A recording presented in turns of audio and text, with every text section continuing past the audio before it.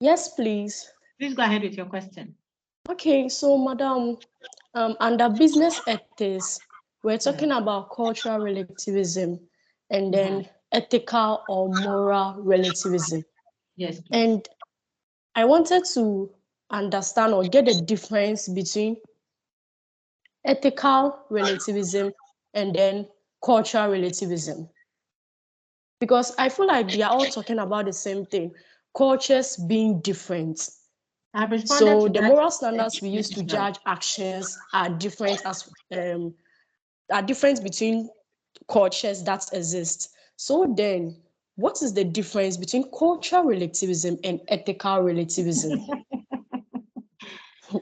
Hey, Judy. Yes, madam. So if in my culture, Judith, you are daily bread for me, does it mean we have met at Legon campus here? In my culture, you are food. We eat human beings.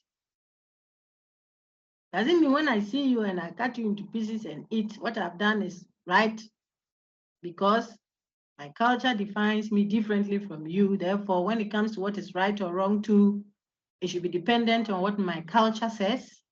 Then how do cultures change? What do they appeal to revise their theories, their beliefs, their standards? That's the difference. They're not the same. The fact that cultures are different, that's cultural relativism, does not mean that when it comes to what is right or wrong too, it will depend on the culture. No, the standard is not culture defined. That's why you may not belong to a certain culture, but you can tell from a distance, why are they doing this? Why are they killing the guy? Women can't talk there. So you come to Parliament House and you are a sister and I'm a brother. Then you get up to speak. You're a rep, a representative of your people. They've elected you and put you there to speak for them. When you get up to speak, then the brother sitting as you say, hey, sit down over there, you're a woman, you two woman to one, men are talking, then you also want to talk, sir. Because that is his cultural orientation. Does it make it right? Because that is what his culture, dictates are? No. So the fact that cultures are different, cultural relativism, does not mean that what is right or wrong, that's ethics, must be defined by the differences in culture. If that were so, you know the problems that could arise. Learn them. If I saw you and you are food for me, daily bread, it is okay for me to cut you into sausage and put in my bread and eat. If we were to go by that definition of cultural relativism being ethical relativism. Okay. I don't know if that helps you, Judith. You may come again if it doesn't. Is it okay, Judith? Yes, please. Please, thank you. You're welcome. Theophilus, ask your question, please. Matthew. Sir Theophilus 30. Yeah, go ahead, sir. Hello, Doc. Yes, sir. Okay. My question is, if let's say if you are called to mediate between two people, and according per what we learned, we have different perspectives and view of what is right and what is wrong. Everybody and their standards, and then we that is from one view, please. Not everyone subscribes to that. From what we've learned, not everyone. You see that there are different ways of judging the rightness or wrongness of an action. Some believe in subjectivism, some believe in relativism, some believe in universalism. We've done all that. So you can't say from what we've learned, what is right for one person is not right for that. That's a school of thought. Not everyone subscribes to that. Okay. Okay, Doc. I want to know from this school of thought, if which one? You are a neutral person. Which one? I want to use all three of them. you said that we've learned something from this school of thought. So I wanted to know, I said from all the three of them. Okay, from all the three of them, what has happened? I want to know, like, if I'm to judge what is right, what should I use? Why are you asking me? Which school of thought?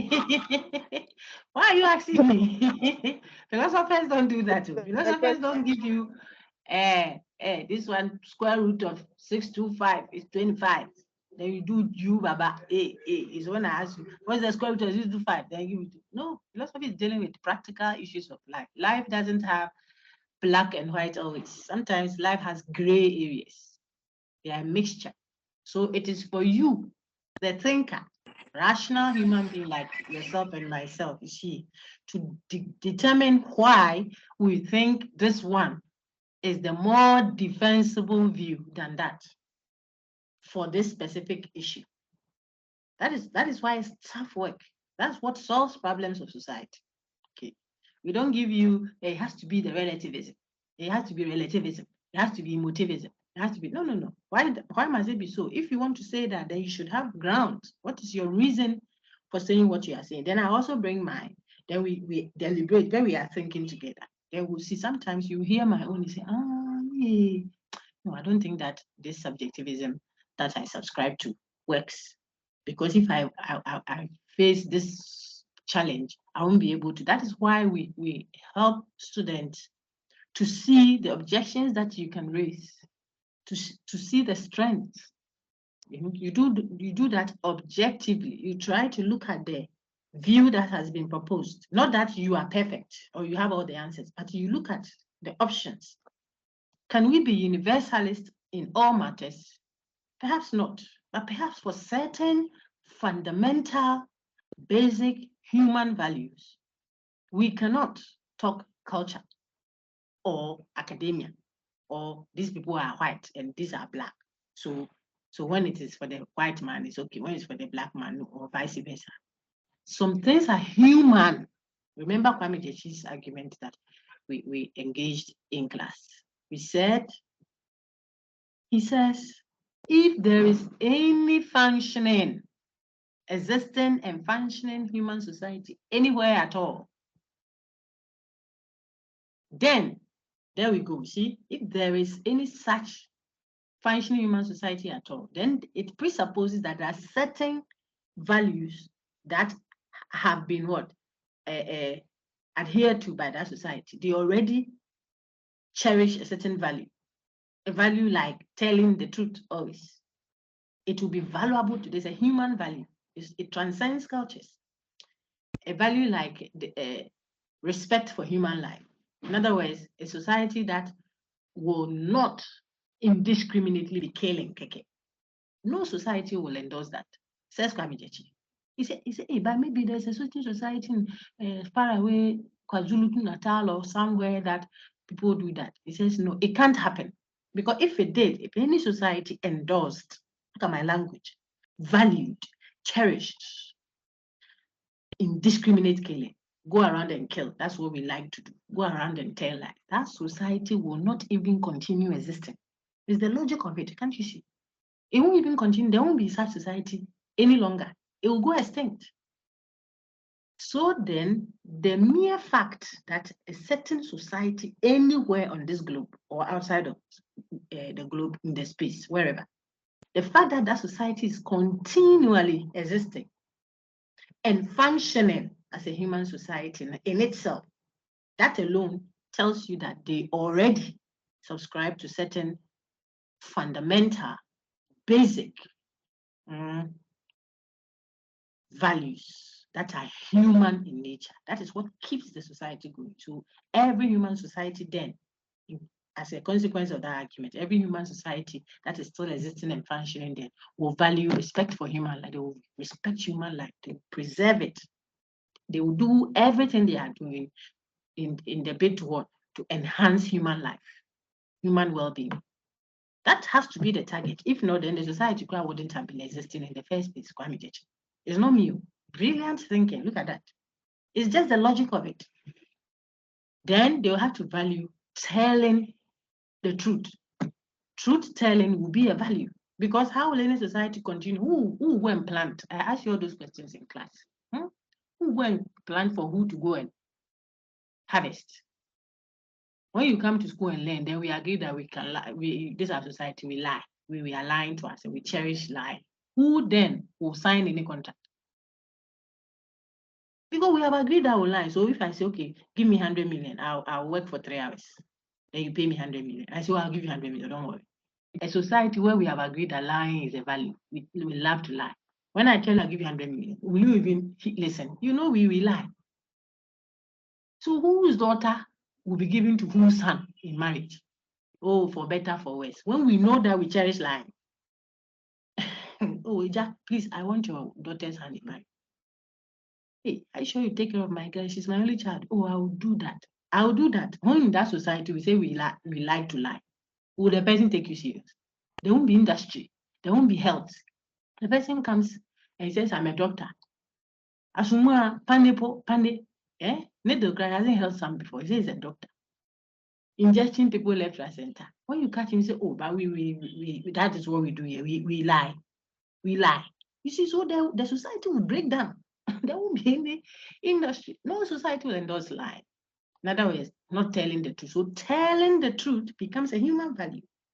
Respect for human life becomes a human value. Where we don't encourage indiscriminate killing becomes a human value, and so on and so forth. That every society will subscribe to or will cherish.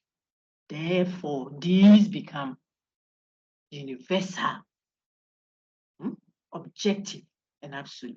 I've almost repeated everything I said in that slide. So it is possible to have certain values that transcend cultures. That is what the argument is for those who make objectivism or relativism or what's the other one? Absolutism their philosophical view. Perhaps you could make a case for the relativists when it comes to some other things, but when it becomes ethical relativism, you know the objections that you can raise. Look at the suggestions I gave you there. I won't tell you that. I've said it over and over. They are in the slides, raw, not complex. Just read it. Some of them in my discussions, I bring them up. If I'm a relativist, in my society, it's okay to bully a woman. That's what shows that you are a man. That's the culture I come from. No matter how small, the culture says you shouldn't allow a woman to talk when a man is talking. Even churches say that woman cannot preach. That's how they interpret the Bible. Can't stand before people and say Jesus loves you. When you say it, Holy Spirit can descend from heaven. You will be hanging there because you are talking. Some people believe that.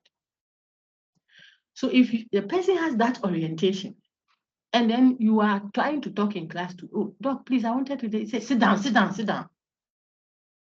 He's shutting you up because his culture says so. You, the ethical relatives, what you are telling us is that he should shut you down, sit down, because his culture says something. And so it is right. That's what you are saying. What about your own that says, no, everyone must be allowed to express themselves insofar as they are not infringing on someone else's right. You are also right. So now the ethical relativist is saying one thing is both true and false at the same time. Now we can't even talk. We'll be talking absurdity. That's the problem with one of the problems with these other alternative views, okay, and so on and so forth. You could also find a problem with the universalist view. If it is not captured well, then there could be imposition of other people's perspectives of right and wrong on other societies. So you see what I'm doing? I'm not giving you pick this one or don't pick this one, but I'm showing you the options. That's what philosophy does. It shows you so that you think and have an argued, reasoned position for the specific context or issue you found yourself in trying to answer. Okay. I don't know if my brother is okay. If not, then please come again with it. Theophilus say. Look, I'm okay. Okay. All right. Thank you. That was very useful to many people. Let's take Stephen Osu say. Steve. Okay, Stephen's hand just went down, so I know it's still up. Stephen Osu, go ahead. Your question. Stefan.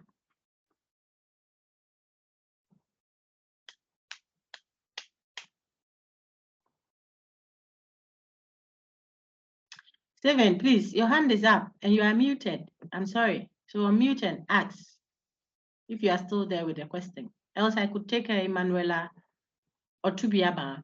Otubia, Ba. Manuela, go ahead.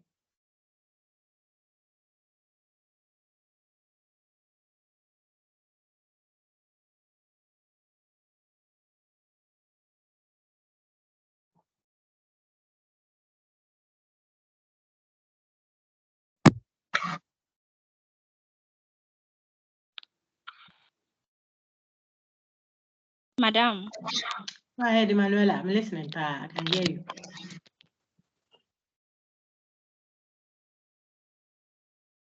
Yeah, Emanuela, go ahead there.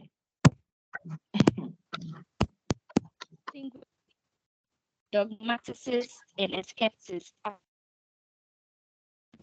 Please start all over again. Please start. I didn't hear you. Yeah. Please, I want you to distinguish between dogmatist opinion and a skepticist opinion according to the achievement of knowledge. Who talked about dogmatist, please? Why did you hear me say or see in any of our content dogmatist? Is it in one of our topics that I missed? Ish, you are there. Emanuela, can you hear me?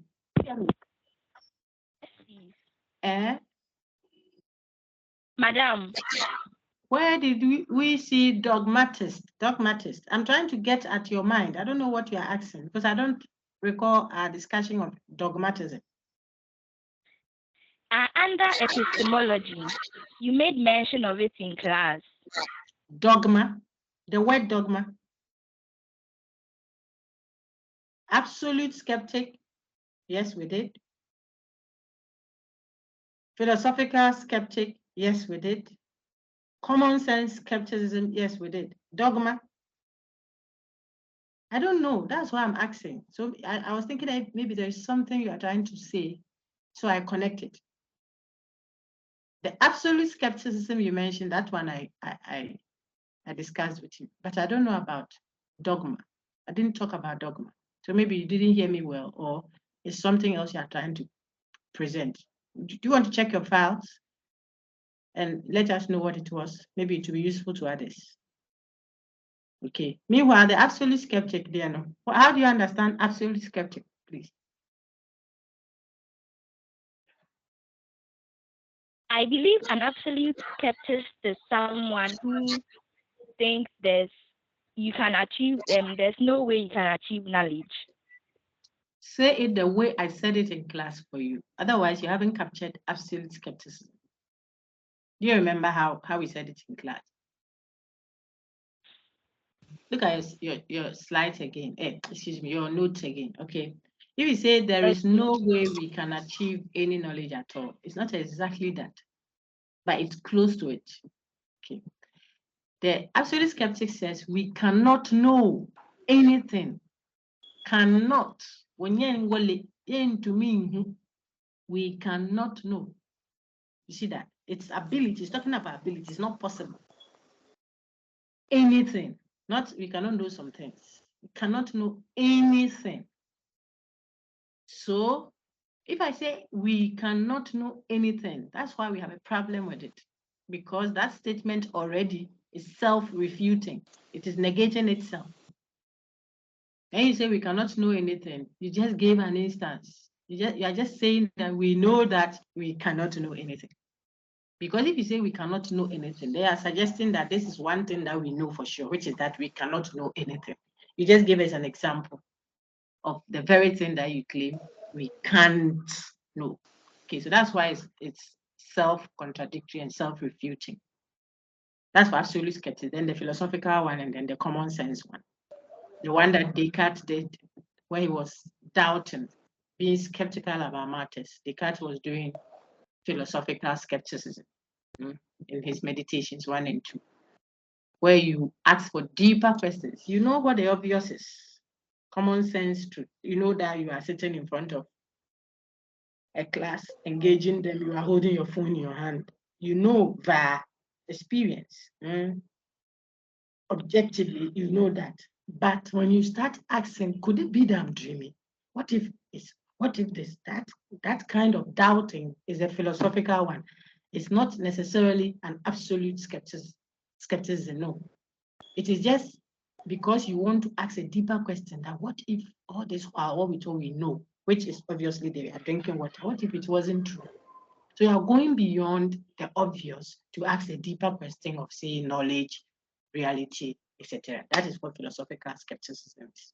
Then there is the third one, that is the common sense skepticism, the common sense or doubting. The common sense one is a straightforward one. You or myself included, we doubt before we get, when I give you water to drink, you will look inside.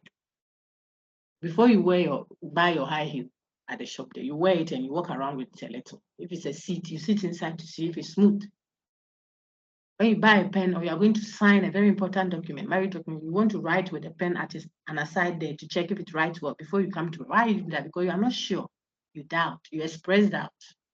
Yeah, are you sure? Are you sure? Are you sure that these questions will come? It's an expression of a common sense skepticism. Everyday doubting.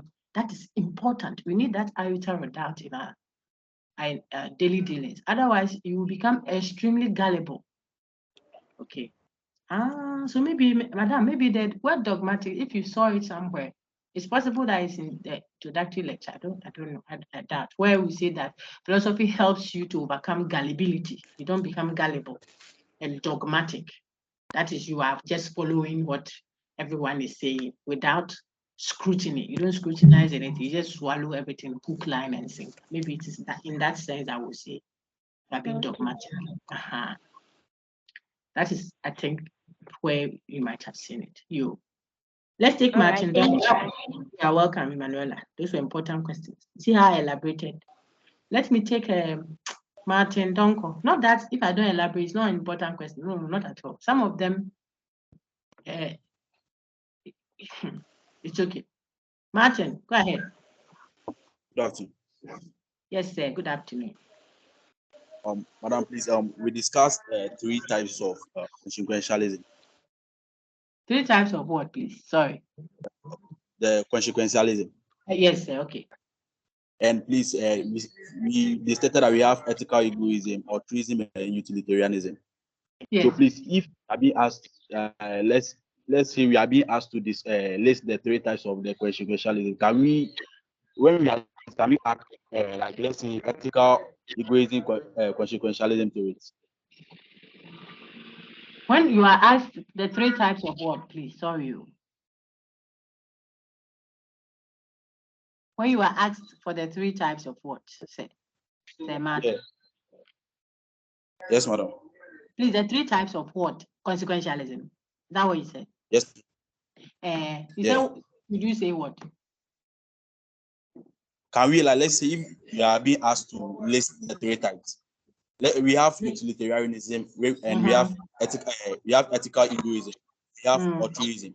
So let's say if you are being asked to list the 3 types, let's say can we state something like altruism, consequentialism? No, you just say altruism. It doesn't bear the consequentialism. You don't add it as its name. I get you now. Like, do you add the surname to it? No, you just keep it as a first name. Okay, so it's ethical egoism, utilitarianism, and then altruism. That's all. Let me take. I still see 3 hands up. Owusu, Stephen, and then Comfort Ameu. Unless there's another question. Very good. I think the way the questions are coming from all angles is very impressive. It's very, belly. You didn't hear that one, did you? It's very impressive. Keep it up. I'm very confident in this class. I was telling this batch, your TAs that the way people are working like something, I think the critical summary did the trick. And then, a lot of things, because you are really engaged in the course. Sometimes I see questions that students ask. So I'm waiting for you to just go and blow the IE for me. Then the final exam too. Don't go and write, I didn't did it, didn't went. That shall lie. I don't like that one. Write correct expressions and capture your thoughts in a very simple and straightforward way, like we learn to do. Okay, and you will do fine. I still see Comfortable. When I call her to, she won't talk. Her hand too is still up. I don't know if she doesn't know or she's not signed up as Comfort. Sister Connie, please, Comfortable, okay, let me lower your hand. Then say, Kasamami, it's not a question, Please, yeah. It wasn't a question. Okay. Hello. Hello, Auntie. Yes, Auntie Adwa. Yes, I know. That's why sometimes I wait patiently, but I've been calling, sir. Do you have a question? Oh, yes, please. Please ask it now. Yes, please. You don't worry. Okay. We'll patiently wait. Ask. Okay. Please, I want to know how Plato being an essentialist relates to the concept of the allegory of the cave. I don't really get where I should put that concept in the story. Not to worry. He believes that one is, Plato says a lot of things. So the allegory of the cave was used to help us see his reality versus appearance. That's all. And then when we get to know that he distinguishes what is really there from what appears to be real, then now he tells us what the reality is. Do you understand? So after we've used the allegory of the cave to distinguish truth from appearance, in other words, true knowledge from what appears to be the knowledge. The cave situation is appearance, it's not real because it keeps changing, it's not perfect, so and so and so. That's the cave situation. Then outside of the cave is the reality. That's what the allegory helps us to do, to distinguish the two. Even goes further to show us how to climb out of the cave. That is how to climb out of, depending on the senses and stuff like that. Then he now goes further to show you what his theory of reality proper is. He has showed you what it is not and what it is out like that. Then he takes the theory of reality and opens it out. That's his theory of forms, the world of forms, the world of essences, the world of ideas. That is where we see his essentialism come out. Why? It tells you that the real thing is not the appearances of it, the photocopies of it. The real thing is abstract. It's an idea. It doesn't change. So you go to your slides now. Otherwise, I'll be doing another lecture now. See? So the real table is not the one I'm sitting by here. The real table is not the one at your room there or at the dining hall. Real table is one. It's simple, one pen like this. It is not tangible. It's not physical. It's not subject to space and time. It's an idea. It's a concept. It's an essence. So you, my dear sister talking to me and myself, we are essentially something. There comes his essentialism. I am essentially maybe a human being, just like you are also essentially a human being. You may have long hair, I may have short hair. You may be fair, I may be dark. These are accidental features. They are not essential to our being. So the essentialism is capturing what he means by what reality. Things are essentially something. So the car you sat in before you came, and the one I sat in, and the one the brother sat in, some are okulampi. Roller. Others two are different makes and modes and state of being they have. Some are very sick, the guy is sick, but they are all cars, essentially speaking. Insofar as they will move you from one place to the other. That's the essence of a car. What's the essence of a phone? A phone must receive and send messages, either by phone or text. That is what phones are essentially meant to do. If it has a radio, well, it's fine. It's an accidental feature. But a phone is not a radio. If it has a camera, we love it. But a phone is not a camera, essentially speaking. You see, so this language is Plato because he says the thing has something in it that makes it what it is, without which it will cease to be what it is. So a human being is essentially non-physical, the soul, says Plato. That's why, okay, reason, soul, spirit. So rich man, big man, status-wise, the day he dies, that is when the soul is separated from the body. We don't call him the bra coffee. They even say, Adiano, if we don't lift the thing out quickly, it is spoiling. You won't sleep on your bed. I'm telling you. If you will sleep, maybe 2-3 days. Iris, wow, 1 month, 2 months, 3 years, you will at 3 years, na soil inside, it will go because the real you has left. I think you remember all of that. So that was what the discussion on Plato's theory of forms was meant to do, to show you that he's an essentialist, and that he can distinguish his view, his world of essences from the world of appearance. If you did that, then you are able to see why we call him an essentialist. Okay, I hope that helps. Yes, please. Thank you. Welcome. Abigail Akwa, I'm happy we did this. It's a very healthy mopper. Abigail Akwa, is there a question? Please ask.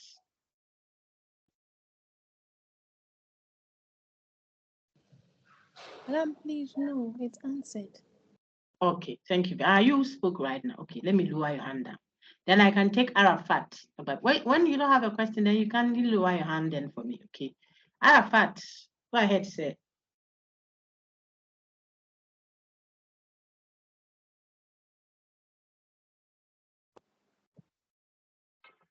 Madam. Yes, sir. Yeah, good afternoon. Good afternoon. Madam, please, I want to know if in a situation where you ask us to write something about Plato's Allegory of the Cave, I mean, not necessarily the essay, but I just want to know if maybe we are writing something on that topic. Can we, write write part of the essay as an example or something? Hey, I don't understand. No, it depends on what you were asked to write. Okay. It depends on what I asked you to write. If I ask you to critically examine Plato's Allegory of the Cave, okay, you will not be giving examples. But if I say illustrate the relevance of Plato's Allegory of the Cave, for example, illustrate means use example to show it, show how important that story he told is to maybe the medical setting or to politics or to academia, something like that. Then you may want to give examples like that. So it's always around, and some people too, that's how they write. They have a style of writing. So when they make a point, and it's very philosophical when you do that, you make a point, then you use an example to, to show the point that you made. Like Descartes argues against trusting the senses for true knowledge, that is indubitable knowledge. According to him, the senses have deceived us and continue to deceive us. For example, see what I mean? For example, if I am driving and I thought I saw a pool of water, I could get there and it turned out that it is a mirage. Mirage, yeah. In this instance, Descartes will say the sense of sight deceived him. So it will not be prudent to trust the same source for absolute indubitable truth. It means if I'm going to follow what the eyes are telling me at all, it will be a belief, an opinion, or a point of view I have of it. But I will impose on it the claim of what certainty. Now, just to make that point, you see, I put in an illustration. So it depends on what the question is. But you will do fine. You shouldn't be too worried about exam essays. Okay, madam. Let me take Rahel Tenkrai, I think. Is it Rachel or Rahel? Please go ahead. Rahel. Questions. Go. Auntie Rahel. Madam, please, I don't understand the meditation. Like, can you briefly explain? Hey, sister, you don't understand meditation. Hey, you went to school and you are learning how to chant. Is that what they are teaching you at the school? What don't you understand about the meditation? Please. Who wrote, whose paper is the meditation that we studied? Whose book or paper was it? Right, I'm asking you. The please, not the class. Meditation. Is that what? Whose meditation? The meditation. I don't like the meditation. You mentioned the first name. I want to hear that one. No one can see your face, so don't worry. There are a lot of people call right. You said there's Descartes. Swoon. We know Descartes. Did I say Descartes? I said Descartes. And Descartes. Descartes. He's a Frenchman. So we should add it. Descartes. Descartes meditations 1 and 2. We did just the 2. And meditation there means his paper titled, like, think of it like reflections, thinking. See, reflection time. Time out it now, you are sitting there reflecting on it a little, because he was trying to find what truth that is indubitable. Please engage the recordings when I do them for you. It's stressful. I was telling the critical thinking class, the first class today. It's very stressful to be engaging online. Then when you finish, you wait for hours for the thing to download, because we engage for hours. I've been having classes since time immemorial. Someone will see. Okay, so yesterday's 4 sessions that I've had, my various courses that I teach, I sit and wait for each to download. So when you do the 2 hour per session, think about it, for whatever number of groups you had or classes you had in the day. Then you spend that same time or something approximate to that time to download them, get them as files on your desktop. Then you now create them, whatever, name them nicely in a way that the student can identify, and then upload them. I don't want to leave them here because in our thing, because if it becomes too much after maybe this semester or something, all of them will be deleted for space for the next semester. So then I pull them and upload them where people will access it. It takes hours and hours to do that. And we are teaching daily, several groups, several hours in a day, back to back. So when we do that for you, it's because we know it will help you. Students must engage them home and meditations, reflections. So the brother called René Descartes is sitting by his desk reflecting on whether he can know anything at all for certain, because he has been told certain things that turned out, things he took to be so true, absolute, turned out later that they have become false. Not that the people who told him those things wanted to lie to him. No, they thought they knew the truth. Expert. Oh, the sizes of your fibroids, dear, you cannot give birth. 3 years later, the person has given birth. Oh, really? Yeah, because there was so and so and so and so factor B in her system that is so finally her own came through. Really? This your cancer there, you die in 2 months time. The person has lived on 7 years. So fresher than, hey, but we thought that we knew that this is, yes, you thought you knew. Then we discovered some. How many planets did we have? Now, how many do we have? Tomorrow, how many shall we have? So Descartes is sitting down and says, is it possible to have any knowledge that is absolutely true, that you can never doubt it? Because if it is possible to doubt, that is when in future it might turn out to be false. But if I could get something that I can know for certain, indubitable truth, then however means I used to know it, I'll trust that source. And then now I can work with some kind of certitude in mind. That's what he's doing. So he uses the dream argument, the limitations of the senses argument, then he builds even to a priori knowledge. And he uses evil demon argument. And then so these ones, from giving you a good frame again, go and engage the content again, especially the recorded sessions. They are there. If I met Thursday group online, I shared it with the group. If I met Tuesday people rather online, I shared their link with the group, because you are the same class, you do the same exam. Even City Campus, if you're on the academic channel, you have all the links. When I upload them, you just have them. You see, so do that part, it is your work, because you will write an exam, right? And you do fine. So that's what Descartes is doing with the meditation. Finally, he came to a conclusion that after he argued it and reflected and questioned and tried to systematically doubt, he arrived at one thing that he knows for certain. You should know that. You should know how that is expressed in Latin. You should know 1 or 2 critiques you can raise against that if you are able to. If you don't know, don't worry. At this level, it's okay. But you should know what it is. Cogito ergo sum. You must know it. If you said you've read Descartes' meditation, why you don't know cogito ergo sum, I think, therefore I am, then you didn't do a good job. Okay, let me take Jan. Afterwards, I'll take Emmanuel Makita, sorry. So Jan first, then Emmanuel Makita.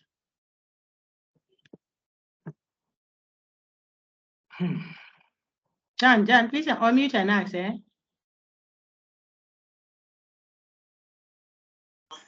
Okay. Hello, Doc. Go ahead, sir. Yeah, okay. Mom, I wanted to know if okay for a layman. Yeah. The humanist. Asking you. Hey. No, a layman. Like a layman. You sorry. A layman, Matthew. Go ahead. A layman asking you, why do you think René Descartes has a foundationalist? Yeah. I wanted to know how to go about like answering that. Okay, let me ask you. Maybe someone heard it. You said, please, if any one of you heard what John said, recount it again. I think I heard the layman's view, but I want to be clear. So if someone is closer and could hear him, could you restate what he said? So what is the layman's view of what? John, your background is noisy. I'm struggling to hear, but if anyone heard it.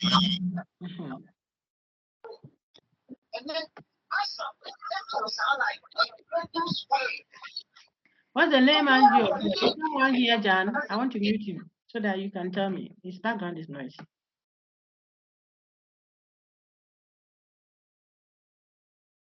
Please, anyone on mute and tell me what John said. Madam. He said, if a layman asks you if or why do you think Descartes is a foundationalist, how do you go about that question? What is the answer in the recording? That one is stated there, John. Literally, dito is there. If you project your own slides, which is still accessible to you there, just the slide, don't go to video, is there. Because it's a question I'll ask you. I don't know if you will get that question. What will be your answer?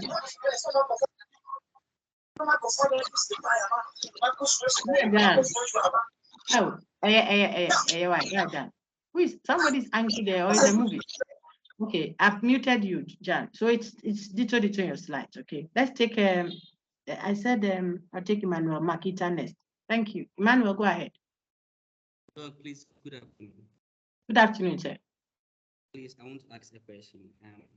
What is Plato's idea about the allegory of the cave, and how does it relate to his ideas surrounding reality and true knowledge? That's the whole lecture on Plato. So engage the lecture again if you are still not clear about that. The whole lecture on reality versus appearance is what you have asked. So what is the idea that Plato is projecting? That there are two worlds, the world of reality and the world of appearance. So he uses the allegory of the cave to show that inside the cave, people are seeing things, they are hearing things, they feel that they are seeing reality, but all that they are seeing are shadows and illusions. But if one day someone exerts some pressure and comes out of the cave, it removes the chains of the prison there, the restrictions and limitations and embargoes placed on them within the cave by so-called local champions. Local champions meaning the experts in that empirical world. Maybe they could be the politicians, they could be the lecturers, so-called, they could be all those big men and women who supposedly know the stuff, they know. See, and they are telling people, hey, this is the limit, you can't do this. This is the world, the earth is in the center of the universe. There are only 7 planets. This kind of pregnancy there, it won't survive. A virgin cannot give birth. These are all supposed to be knowledge given by experts, supposedly, in the cave. But they are not truth. They are not true knowledge, says Plato. And he uses his allegory to show that they are living in a shadow. But if you live in a okay, I don't like that example because of our special student. They think that they are boss until someone climbs out. And after struggling up, he gets out of the cave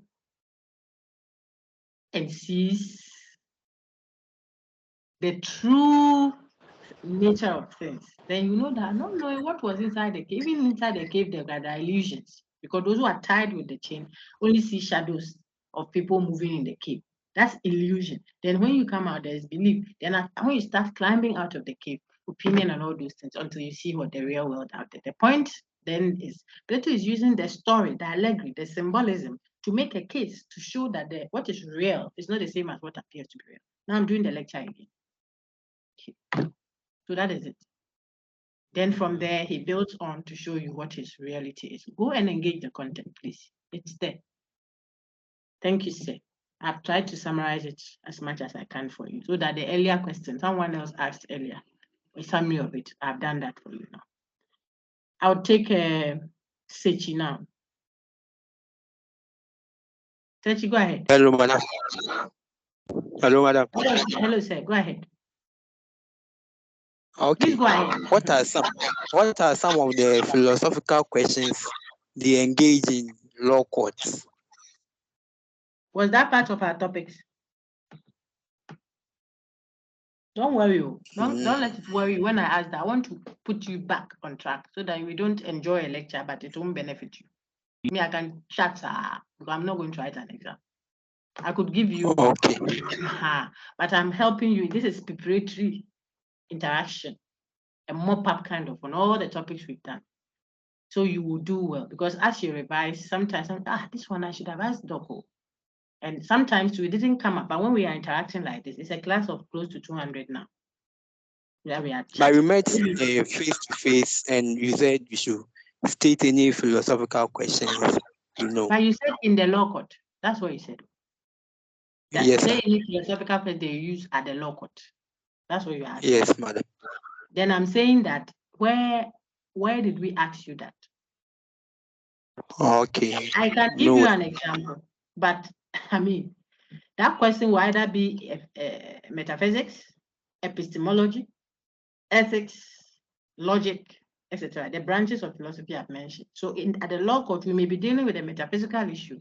Someone says that it's not me. It's not me.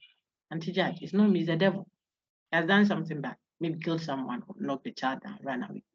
Or the boys who went to stone someone to death in the name of getting money. Okay, then they are interrogating him. How did you do that? It's not me, it's the devil. Then the investigator says, which devil? Then now it becomes a life after death discussion. Right now, if the ghost, I said, if the ghost is hunting me, and then there is who said ghost exists? Is the law that would do so? The ghost has already dealt with me. Please let me go. You people, you don't know. I'm saying. Then someone says, is there life after death at all? This question is no longer empirical. It's not a descriptive study. It has launched itself into what? Philosophical questioning. This is a certain kind of philosophical question. It's a metaphysical question. Is there life after death?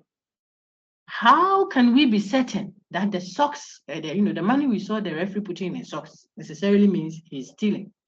I'm asking an epistemological question of philosophy. I'm doing philosophy there. Someone says, oh, but the video is showing you. They say, well, yes, but we see a video of someone putting money in his socks. We don't see someone taking bribe. What we see is money going to socks. And some women put their money in their brazier to keep it safe. Does it mean they are stealing?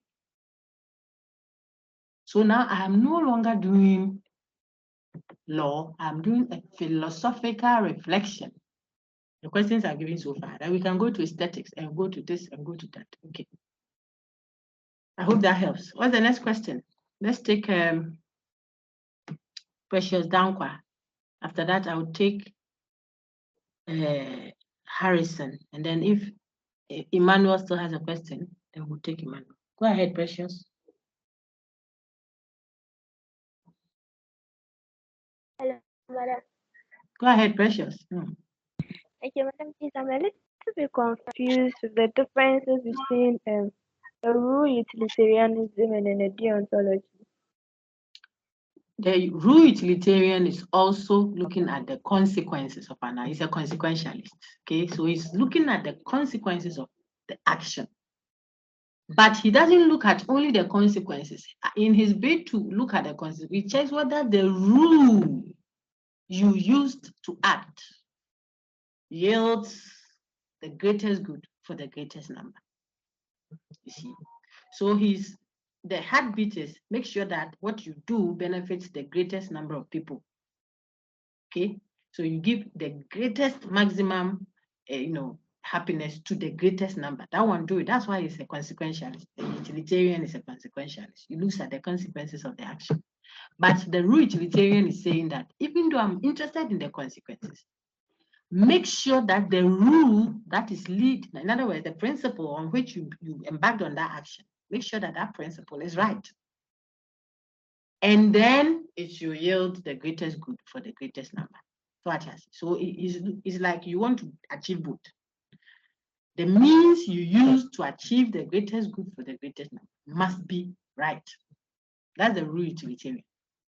So don't tell a lie because it will benefit Ghana, many people in Ghana, than those who lose out. So you go and lie that, oh, right now, our economy is so and so and so. And you say, oh, what I did is good. It's a lie, but it will benefit the greatest number than those who lose out. The rule utilitarian will not accept this, but the act utilitarian could accept it. He will say, do that act that will benefit the greatest good for the greatest number. Finish. That's act utilitarian. If you defined it crudely, okay. Now let me show you the other one. The deontologist is not looking at consequences at all. My lady, it's just the act. Does it obey the principle of universalizability, for example? That's Kant. If the principle that is undergirding the act is right, the act is right, finished. You are acting out of duty, so you are telling the truth. You don't want to kill. Finito. The consequences don't matter. That's the difference. But the rule utilitarian is looking at the consequences. Except that he says, we want the consequences to be a greatest good for the greatest number. However, the action that is leading to those consequences must obey the rule as well. That's why people criticize the rule utilitarian. That, hey, so are you a utilitarian or you are a deontologist? Because we don't know what you are saying. Laodicean church. They call the hot people you have come. Boom, boom, chat, boom, boom, boom, chat. When they call the cold people to you are standing inside. From church to the club. We don't know where you belong. That's rule utilitarian. The critique against them. Because if we want to really follow the consequences, then sometimes the rule may not work. We may have to break the rule, so to speak, the moral rule. We know that it is wrong to tell a lie. But sometimes, because we want to achieve the greatest good for the greatest number, that is what utility is looking for. It's not looking at the principle itself, the act itself. It looks at the consequences. Like this person says, well, yes, I want the consequences to benefit the greatest good for the greatest number. So I'm a consequentialist, which type, a utilitarian, you are taking. But then make sure that the rule that you are using to do it must be right. What should we do? Are you a consequential? Because then if you want to obey the rule, sometimes it will not benefit the greatest number. Killing is wrong. So we won't kill 2 people to save the 100 of us who are sinking. Who was sinking. God will not let Jesus die to save the world. 1 man died, the whole world is saved. That is sacrifice small one to benefit the whole. God did that. You say you know. So sometimes the rule utilitarian will not be able to get the consequences if he is insistent or she's insistent on what? Obeying the rule. That's the challenge. If you want to go strictly rule 2, we know the challenge we have, the objection we can have against you. You become mechanic, like a machine. Tell the truth. You are not thinking, tell the truth, shut up. When mommy is talking, you don't talk to her. But mommy, something is coming to fall on your head. The building is coming down. You say she shouldn't talk. You see, before long, your head is off. You have to allow people.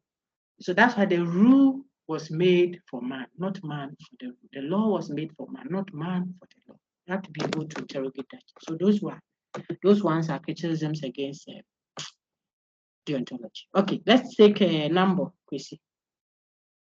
My sister, is it okay? Is it better? Who has a question, Grapple? Question, so that yes, it's better. Okay, thank God. Let's take number, Mrs. Simon. I'll share this link, Then Thursday group's discussion to I'll share it. Wednesday City Campus, I'll share on all the sites for both main and city, so that you have all of them there. Or I don't know if that is wise. If it's not wise, because I can't share only the Tuesday, I don't know what might have been said in Thursday's session. And we are nearing an eye that may not, you don't know them, as if we didn't benefit. So maybe we share all, or I post them. Number, go ahead.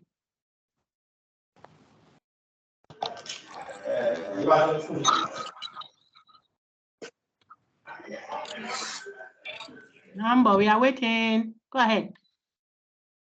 Is there a network? Okay, you just muted. Maybe he's having a challenge. Let's take Emmanuel Jeko. Emmanuel, finish yours. I'll take Abigail, Aqua, and then Harrison, and also Stefan, and come back again. So Emmanuel, go ahead. Madam. Yes, yeah. Please, in subjectivism, an act. Madam. I'm listening. I'm listening. Can you hear it? In subjectivism, an act is right if the person doing it approves it. And in emotivism too, it goes with the person's feeling. Ask your question, sir. You are not asking a question. Please, what is the difference there? What do you think? What is the difference between the two? Emotivism and subjectivism. Go ahead, go ahead. Don't worry, Emmanuel, go ahead. Please, I'm asking that what is the difference between subjectivism? I know, I heard what you asked. I just want to know what you know, because I've answered that question more than 3 times. But it's okay if you still don't understand. So let me know how you understand it. I'll know how to help you understand. You see that? So tell me how you distinguish the two. Okay. My problem is the two deals with the person's feeling. Because it's not true. You see that? That is not true. The two of them are not dealing with feelings. You can ask your friends. Only one is dealing with feelings. The emotivism is the one that is dealing with feelings. Feelings are not true or false. You see, they don't state anything that is true or false. When you follow your feelings, you will slap someone before you realize that you were wrong. Feelings are not stating, like the name suggests, they're just feelings. That's how you feel now. The next minute you can feel happy, the next minute you can feel sad. But statements can be true or false.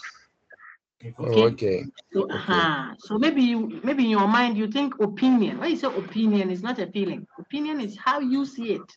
The thing is a statement out there. You can see it to be true. Someone else can see it to be false. That's another discussion when we do value judgment. But the word feeling here, it is not stating anything that is true. So the subjectivist argument is that moral claims are statements. Yes, they're saying something that can be true or false. So if I say it is wrong to insult your mother, I've used the word wrong. So the statement I've made contains wrong. The subjectivist says this is a statement. Yes, but the truth or falsity of this statement, the actual truth or falsity, depends on whoever is speaking. Whereas if you ask the emotivist, he will say, no, this thing is not even a statement at all. It's just feelings. So throw them away. If I say ouch or ouch, again, it's not true. When I say again, you don't say true. It's just my feelings that I'm expressing. Okay, but the subjectivist says, no, you are wrong, emotivist, when you say that these things are not statements. It means that they are empty, we should throw them out. No, they are not empty. They make a claim of truth, except that the truth is not objective. It's subjective. That's the difference. Okay. Abigail Aqua, ask your question, please.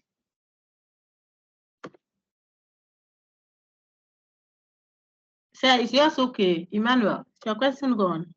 Or better? Madam, please, can you elaborate more on determinism? On what? Determinism. Determinism. Where did you see it? Where did you see it? Auntie Abby? Is it I didn't touch on free will determinism? We finished Ortega. No, I said, what did you see? Did I discuss determinism with you? I didn't. You do it in level 2. Okay. Okay, madam. I just discussed the Ortega with you because I felt that the workload would be too much for that topic. So when we discussed Ortega's emphasis on, our extra natural part and the fact that we are able to make choices that makes us become something, and then the next minute that one also makes us become another thing, that or that. Then I stopped there. One thing though was clear from Ortega that we are compulsorily free. We are free by compulsion. We don't choose to be free, but we are free by force. So then free will becomes an essential. We thought we could critique him that way. Then that free will then becomes something that is essential to the being of man. When we got that, then we paused. I didn't discuss the free will determinism, contention proper. I didn't open up that up because that's a full topic on its own.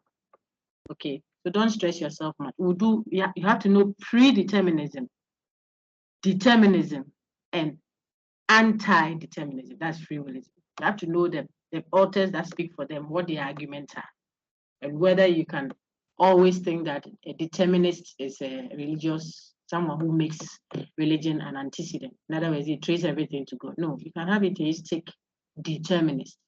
Normally, you think when you hear determinism, it is pointing to those who say, oh,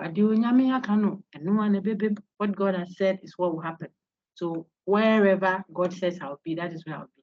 God factor comes in a lot, and there's something, but that is fatalism. That is not determinism. You have to do something about stuff like that. Now you can have folks that are determinists, but they are anti-religious. They don't even link things to any antecedent factor. So it's a whole discussion that we don't want to do wishy-washy about. We have to hold it. I just didn't want to do a paired metaphysical question after we had done Plato and we had done Ortega himself.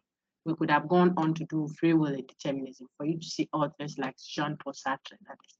I just didn't want to, okay? So just focus on the Ortega bit where he discusses and then leads us to what? Man's being necessarily free by nature, so that it can be a good foundation for us to discuss the problem of philosophical free will versus determinism later on next semester. Okay, thank you, Abigail. Let's take John.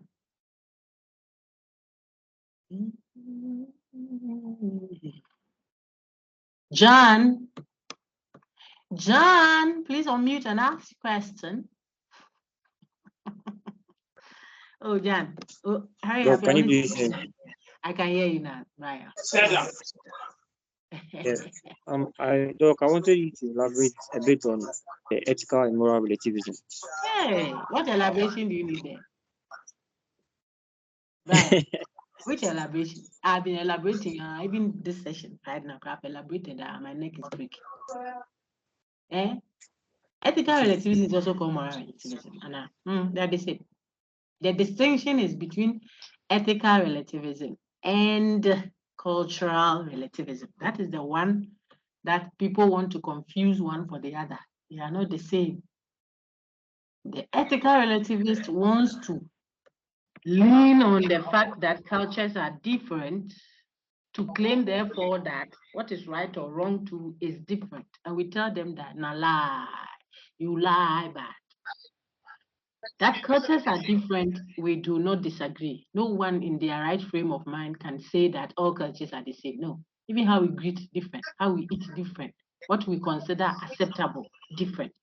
Go and see monkey hand sitting on someone's food. The person says, God has blessed me. It's food.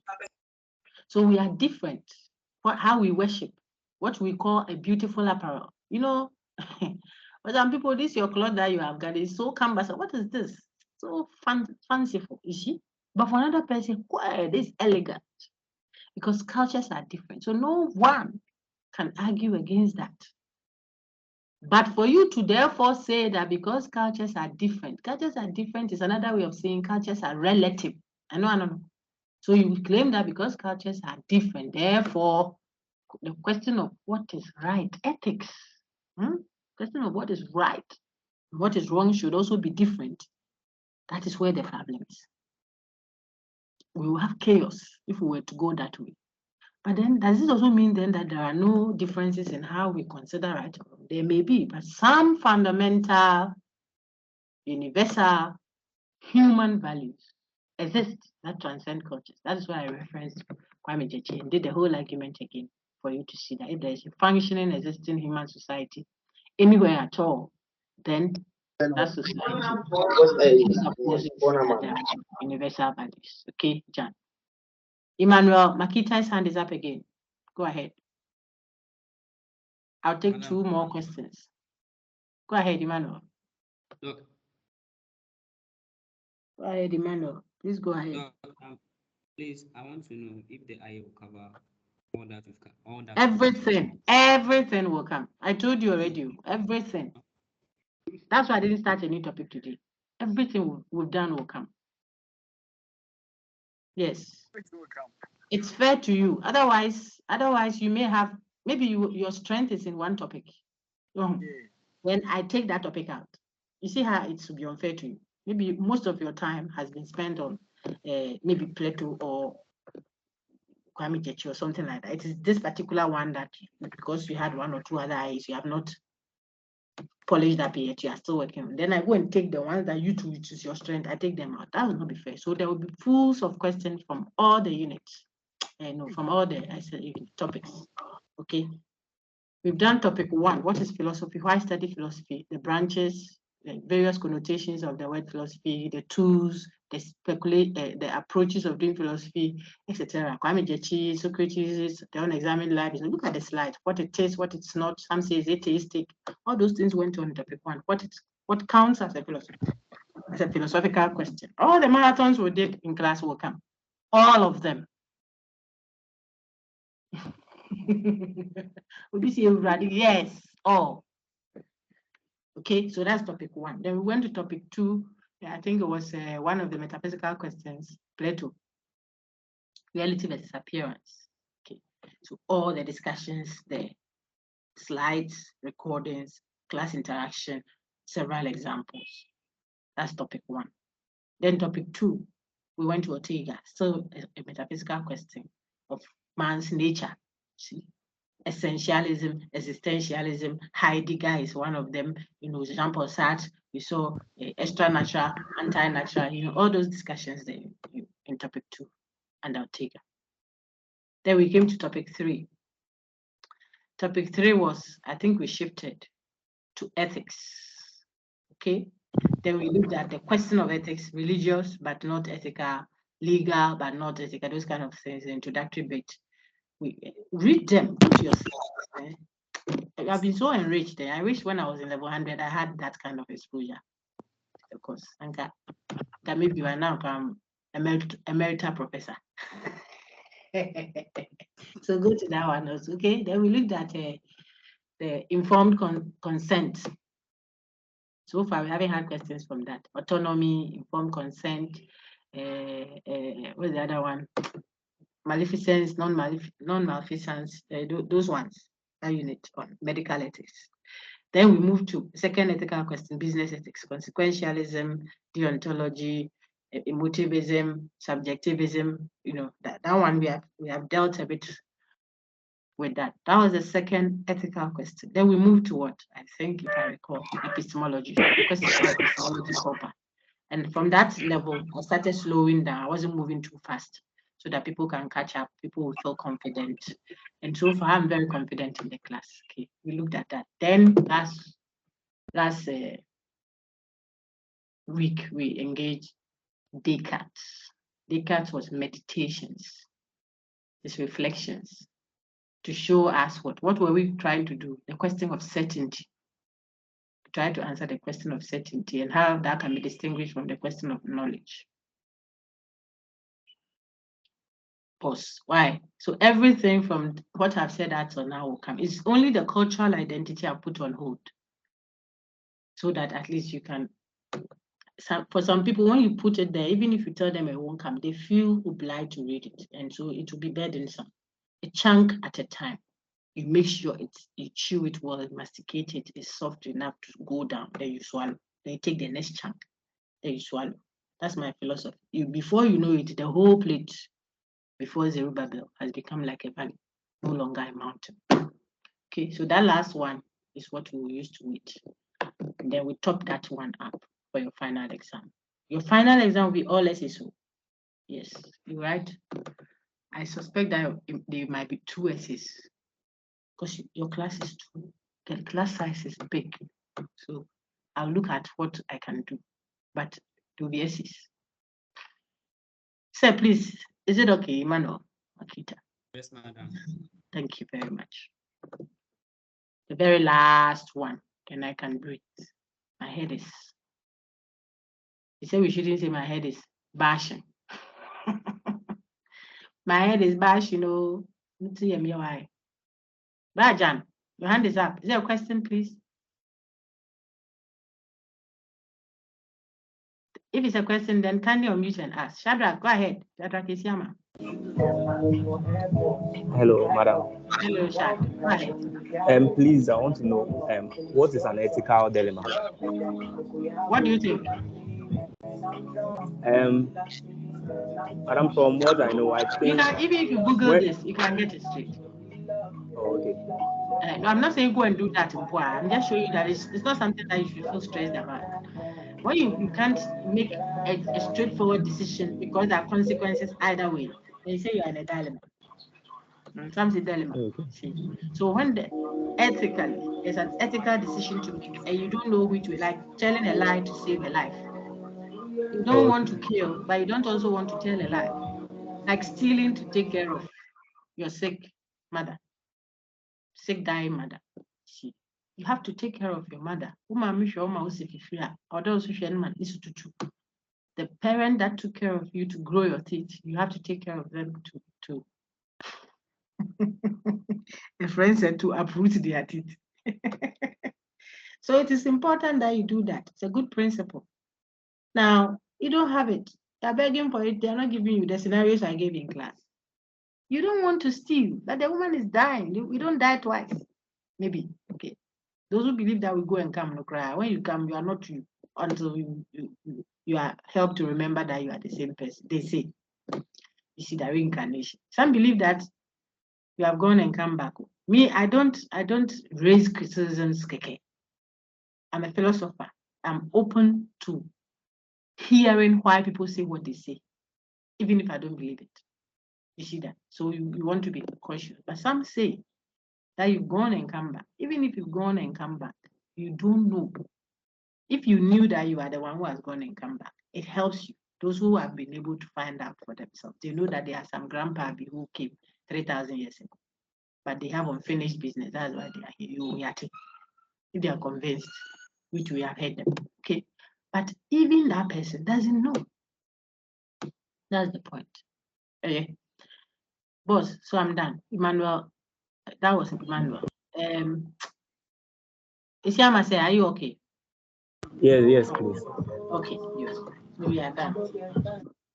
These two hands have spoken power. So I don't think I want to give another opportunity unless it's very pressing. If it's very pressing, ask Emmanuel first, then I take Jan.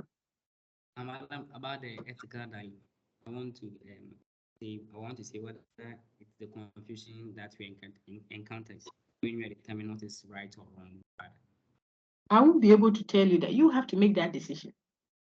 You see, whether you look at the consequences or you look, is that what you asked when you are in an ethical dilemma? Whether you look at the consequences or you look at the rule. That is the philosopher, you the thinker, your decision to make. You see, because the philosopher should be careful not to go and bring Adam a wife. Then when the wife instigates or makes the man, so to speak, sin, then the man will tell God that the woman you brought me is the one who did it. If you didn't bring me a woman, I won't sin. Hey, Adam, that's how you are.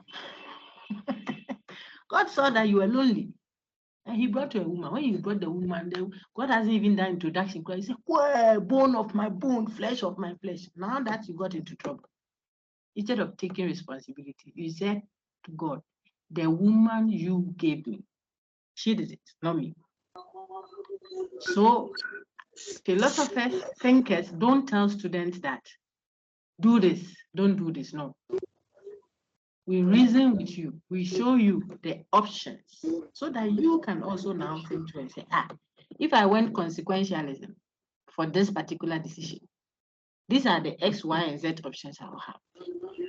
So I'll go consequentialism. Then you should immediately ask yourself, what if someone was a deontologist? How would the person react to what I've said? You should do that work. Don't let the lecturer do it, or don't let your colleague do it. You tell yourself that this view I'm defending. Suppose I wanted to do the opposite. In other words, suppose I were not part of consequentialist theory, but I was rather a deontologist. What criticism can I raise? Can you always measure the consequences of an action? No. I'm talking about the full consequences of an action. We don't have the capacity to. You think that you're only killing 2 people to save 98. So, well, that's a good option. What if the 2 you killed are the ones going to save the whole city of people? Because they are going to discover the COVID-19 vaccine to save the whole world. If you kill the 2, you think you saved 98. You've killed the 2 with the whole world alongside. How do you know that? So there's a problem. If you wanted to go all consequentialism, you see, when I talked about the problem with rules, obeying the rules, tell the truth, don't kill this. We said it's mechanistic. People thought that, oh, if it's so, yeah, then I think Madam says we should go consequential. There, I just showed you a challenge with looking at consequences all the time. Sometimes I have to do the right thing because it is right. Finished. Yes, that is the right thing to do. We don't lie. We need to chat. We tell the truth. But if you did, then you wouldn't have become Rahab in the Bible that we now. Prostitute as she was. We talk about her, she's recorded there. Because she lied. God clapped for him. Wow, for her. Wow. Well done for lying. What did she lie about? They say, where are the 2 spies that came? Say, here, spy. This place, no. I'm doing business here. Nobody comes to hide it. But she was lying. They were there. Rooftop. Bible commends her for that. She didn't even die when they were killing people. Think about it. Bible, Holy Bible. We said that shall not lie. Clap for the sister for lying about the spies. Yes. Just to give you a certain orientation to how you assess matters, even when you are appealing to the Holy Scriptures. Okay? All right. So we don't give you straightforward answers. We give you how to do it. Think through it. So know that if I went this way, it could lead to X, Y, or Z. And then if I went that way, it could lead to A, B, or C. But I look at the given situation or the scenario or the question I'm addressing or the practical life situation I'm dealing with and make the decision conversant, well aware of what the outcomes will be. That is a reasoned view. So I would go consequentialist view because in my view, so and so and so and so. Even though the consequentialist faces the challenge of having to do. I think that would be a better option compared to this, which will do so and so and so and so. Therefore, for this scenario, I will say so and so and so and so. Full stop. That's how philosophers like. Say Emmanuel, is it okay or say Jan? Okay. Then the last one. There's only one hand left. Jan, were you the one who asked it? Yes, sir. Can you please explain the naturalistic fallacy? No, that one I won't explain. What it is stated there, dito. What does it say so that I explain it? Okay. I haven't really looked at it, so I wanted to. That is the problem. That's the problem. So please truly look at it, okay? Because I'll ask you some of the things. The reason why I do that is I want you to go and look. Yes, I want better. Remember why? Doc, the last question. Don't worry, ask. Maybe we have time. It's just that I don't want us to waste it. But if it is important, why? It is your time. I have to respect that. So I'm listening. That's all of that. I'm listening. Okay, what do you think about should communicate? Do you think moral standards should be absolute or relative? Have you what? I'm asking if you think do you think moral standards should be absolute or relative? Okay, because of the noise at your background, yeah, I'm struggling. Yeah. Can you hear me? Your friend says, yeah. So take it to be correct.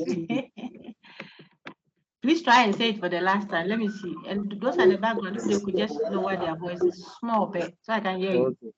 Go ahead. Okay. I'll strain a little more. Do you think moral standards should be absolute or relative? Oh, but I just showed you a response from what I said earlier. You have to decide that. and give reasons Okay. why you think Alright. so. Yes, you have to decide that. But as you decide, you should look out for what the possible bullet will be from your colleague who is at the opposite end. If you said, I think relativism, let me didn't say relativism. You should be on standby because there are questions or objections that can be asked. If you want to say, I think it's absolutism, you should be on standby. Okay. So you introduce a possible counter response that someone could raise, and then you deal with it. That is what makes you a good philosopher. Okay. All right, thank you, Doc. Thank you, Sister. Thank you very much. Very important questions you all asked. If there is no other question, I want to encourage you all to do what you are doing. A good philosopher and a good academic, for that matter, doesn't impose anything on anyone. When I say impose, imposition, even God doesn't do that. But you can encourage, you can creatively insist on things, but you don't compel. That's why it is in your own interest to take your readings, your text, find some groups, like I put on the mentors platform, the philosophy mentor platform. You engage colleagues, you say, oh, come and let's do some question and answer, just on the raw slides. Then we can discuss some of the essays, the class interactions. I played the video, I had this. You should do that. Take responsibility. And then just go confidently at the time you are given. Some people miss critical thinking. Because they think that if they say from so and so day to so and so day, it means the whole time you decide when you are going. This University of Ghana, people, we don't do that here. That one in Ghana, I give it to the University of Ghana. It's an organized place, you see. So when you are given a period, let's say the schedule comes and it is, thankfully, the date they gave me was only 1 day, so we don't even have dates. But if it had been, say, Monday to Friday, is the period given. Then they said, all those with ID X, Y, or Z, you are writing so and so day. You go on the day and the time given to you. If it elapses, it has elapsed. Don't come to my office and say, Doc, please, this happens. I don't know if you can open again. When we set exams at New Envelope and give you a venue, and they take the answer booklet there, put invigilators and chief exam invigilators there, and we finish the exam, and they bring the answer booklet to the lecturer. Do you come to the lecturer's office to ask for an answer booklet to write your own? You don't do that. So don't do it. Okay, I'm just encouraging you. Go and get it done. You can get it 2 over 30, even if you are asleep. Amen to that. Okay, so you to go there confidently. Go and select your answers. Read them very well. Remember what you studied. And that's all. And get 30 and add to your assignment that you got 10, unless you plagiarize. If you didn't plagiarize, you got 10 for the effort. You add it to it, it's 40. Maybe you got 2 wrongs or 3 wrongs or 5 wrongs, 25 here. You add your 10, it's 35. Then the class exercises. Most of you, the entries I've done so far, most of you have gotten your 10 already because you've done so many of the exercises. The class participation one. Take sheet of paper, you know that one. Everybody goes, oh, come and see them, they are here. So most of you are just look for the best 2 or 3. The best, then I put them together, then it scores you your 10 and you are done. Some of you too, if it wasn't good, like 2 or something, you need 3 or 4 before. You don't have 2 or 3 or 4. You have 1, so maybe it's 7 or 8 or something like that. Then you add it. That to score you over 50, 50, then you wait for final exam. That's all. So that is what I want to psych you up for. Psychology, I want to show positive one. Then you work with confidence, with your head up, and earn your grade A with your head up. Theophilus, your hand is up. I was wrapping up. I was wrapping you small before I was wrap up. Hello, Doc. Yes, sir. Yes. Yeah, I want to confirm. I think I want to raise that it is a philosopher's duty to look for problems in society and give solution to them. Yes. Not that you should just look for problems where there's no problem. I said that could create one, you go and create one and get busy. No. And when you identify societal problems, you make an attempt at responding to them because you may not be able to solve it. Solution means agbena, finished. You have ended the problem. No. Some of them you don't even have the capacity to. But you make an attempt at what? Responding to it. So if it is the room, the door we are opening to go out of the lecture hall, that is so small, and everybody is squeezing their way through it. Whereas we could open all the three others. When we all come out, the last person closes all. Will come comfortably, so someone will not lose the phone. Someone's wig will not come off. Someone is wearing a wig cap. You pull back, the wig is lying on the floor. Sakura. Oh, you see. So solving problem, the washroom is smelling. You are passing by all the time complaining. This go and get Parazone. Or tell the cleaner that, oh, auntie, if we got Parazone, we spread it in this thing. The sign to go. It's just 5 cedis. I have 2 cedis, if you can add some. That your 2 cedis can save you yourself from asthmatic attack, from an embarrassment to the institution and stuff like that. Okay. So at your own small corner, if you have some questions, is there a doctrinal one at church, for example, or a philosophical, a belief system that the group you are in holds on to, or how a certain group, like I'm in a department, how we are managing something. A true philosopher is the one that is trying to, oh, don't you think? And we ask it. We don't tell it. When you tell it, it's very annoying to the persons that feel that they are boss. You see, they know it. So you don't tell it to them, but you ask it. So can we consider, couldn't it have been this? Does this help? Because you are thinking. So that is the posture of a philosopher, and we all advance kakra. We try to climb out of the cave. So it's not everything you will know. Sometimes you didn't know it. The society system is rather better, but as you engage it, you come to an enlightenment. So that's why they do this. Okay. Then you also get yourself what made better. So that is the posturing of a true philosopher.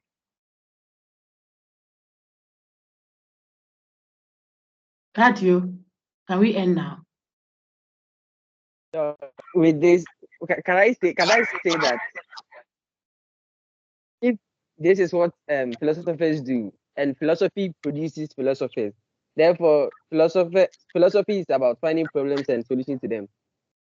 Everybody in academia is doing philosophy in that sense of it. That's why you may be doing a cons, but you ultimately get an MPhil in economics, Master of Philosophy in cons. If you swerve it at the master's level, you will do it at PhD. The degree you get is called PhD, whether in medicine or geography or religions or whatever. PhD means a doctor of philosophy, problem solving. Everyone in academia is doing that. But those who practice the discipline called philosophy started from ground. That is why sometimes people feel that, hey, like someone like myself, I did a first degree in philosophy, single major philosophy, first class student for that matter, with a very good class at a time that education wasn't pure like how people have it like that, So it's a great achievement for an African woman like myself. And I say it to encourage a lot of people, okay? First degree, philosophy. Second degree, Master of Philosophy in Philosophy. That's what I did, MPhil in Philosophy. I came out with colors, flying colors as well, okay? Then I did a PhD in Philosophy. So a Doctor of Philosophy in Philosophy. That means this woman, if you are looking at me, you see what I'm doing. I'm hitting the side of my head. We create in the discipline. So here is someone trained in that way. And the others that have gone beyond me are even doing emeritus. We had an emeritus professor that we revere so much that I told you about, and other colleagues in the department. What's the point then? So we are doing philosophy, problem solving as a discipline itself, whereas all other academic disciplines are doing problem solving in, say, cons. They are trying to solve, so they are learning to come and respond to problems of existence. That's why we reward them with a degree called what? MPhil. Master of Philosophy, Doctor of Philosophy, regardless. So we are all doing that. If you study and study and study and it doesn't deal with practical life issues, what you are doing is empty, it's useless. Is it okay, sir? Yes, sir. Yes, ma'am. Come down to the cable. Don't climb too much out of the cave. Don't follow Plato, eh? All right. I think that we should end now, people. Abdul Kabir, I beg you, let me end there. I'll break down. Hey, I've been teaching since morning. My head cries been yesterday, and I still have one more. All right. Have a wonderful, wonderful, wonderful weekend ahead. Go confidently to the lecture, the lab that they'll give to you. I'm still waiting for them. The gentleman says he's working on it. Okay. So that when we get the best computers, you answer your questions and then you step out. And when you come out, you start reading on your last topic. And I am very, very confident that we'll register a lot of A's this semester. I wish you well. All the best and take care. I'll see the Thursday group also in the morning. If there is anything useful, I'll share like I always do. Take care.